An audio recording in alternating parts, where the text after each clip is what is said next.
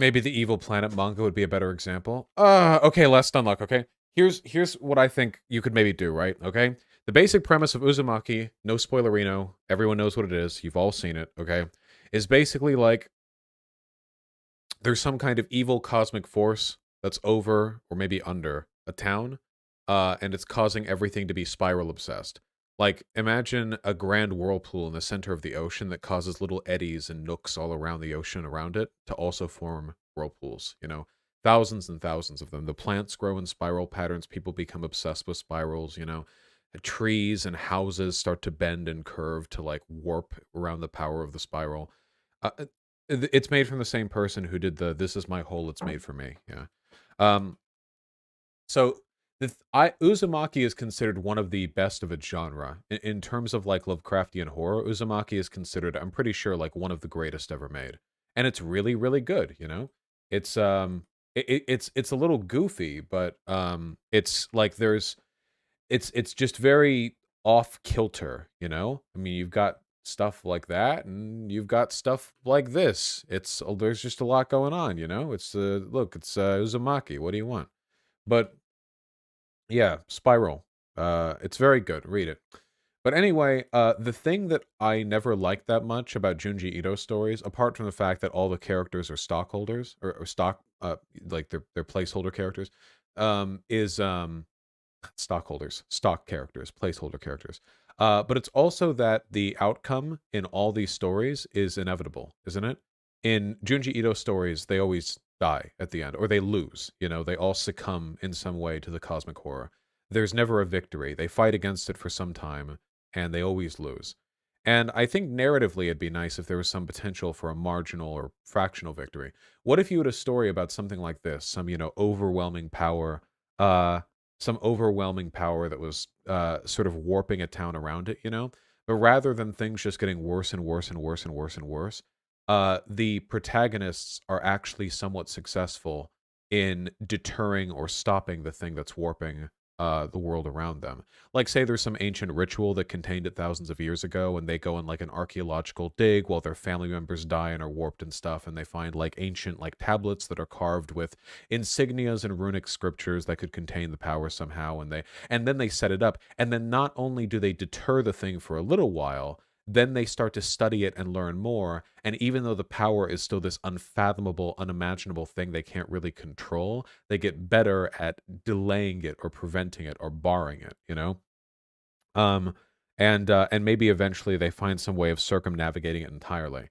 I'd like to think the best case scenario for a story like that is like imagine that the Lovecraftian horror is like a giant fucking fist hurtling towards you at an incredibly high speed, you know? And if it connects with you directly, you die instantly. It's like a giant fucking god punch, okay? It's like that, and it's coming right towards you, okay? And it's you know what happens when it hits you.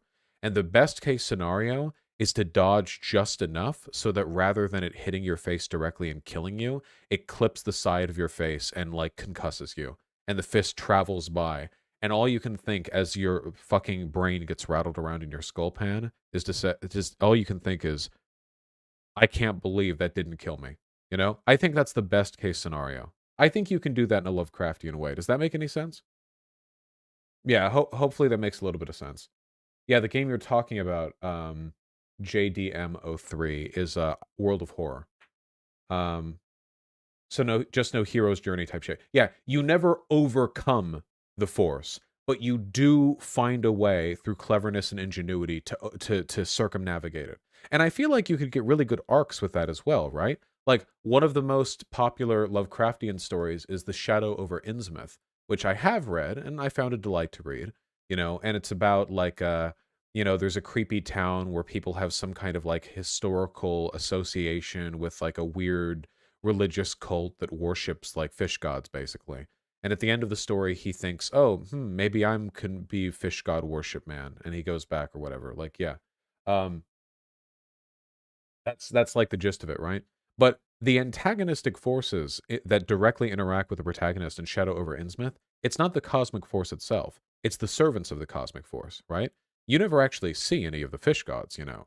all you interact with, the only thing the protagonist ever sees over the course of the story are the fish god's worshippers.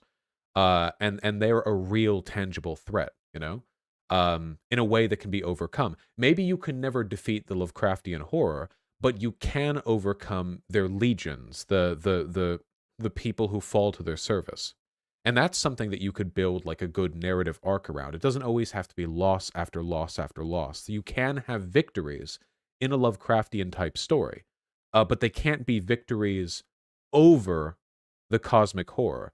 They have to be victories over things associated with the cosmic horror, or victories over the inevitability of defeat to the cosmic horror. That's the point that I'm trying to make. Does that make a little bit of sense? Or escaping the horror? In a way, I actually think that Outer Wilds might be a decent example of this. You're not really fighting a cosmic horror, more of an existential one, which is the end of all things, right? And there is a great despair in that. A lot of people do feel a lot of really strong feelings around Outer Wilds, but the successful ending is not preventing the end of the universe. It's learning to build a new one. You can't avoid it. The horror that you're facing, the existential cosmic horror of entropy, is coming for you whether you like it or not. There's nothing that you can do to stop that. But you can still win in a way. There's still a victory that you can have over that inevitability. You know what I mean? That's the point that I'm trying to make. Now, obviously, that's not like a Lovecraftian villain, but that's the vibe that I'm talking about. Outer Wilds would have been a lot worse if the big victory at the end was learning to prevent the end of the universe. That would have been a much worse story. And honestly, I also think it would have been way worse if there's nothing that you could have done.